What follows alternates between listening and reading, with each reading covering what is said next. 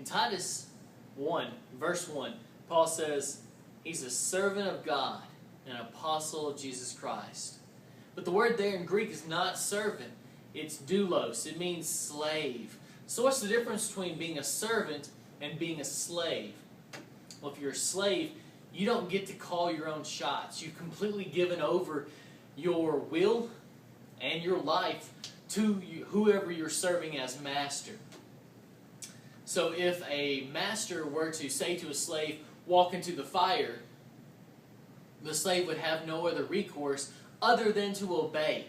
He's not his own man anymore. He doesn't have his own will. Now he's at the complete disposal of the master. That's exactly who that's exactly who Paul says that he is to Christ. He's a slave. He's given over his will. He doesn't call his own shots anymore. He's not his own man. He's given that over to be Jesus' man, because Jesus treats Paul better than Paul treated Paul. As a slave of Jesus Christ, it means that Jesus has the sole rights to Paul in his life. There's not two masters that Paul's serving at this point. There's only one. Jesus has the exclusive rights to Paul as his slave.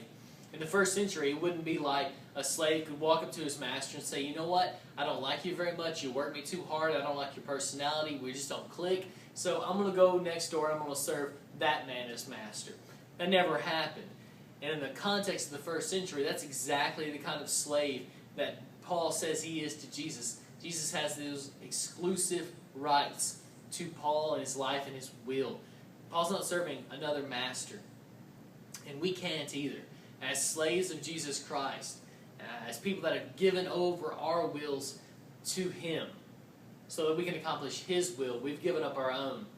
So we're slaves of Jesus Christ, just like Paul, just like Titus, just like Peter, John, James, all use those titles, that one specific title for themselves. They are slaves of Jesus Christ. And so are you and I.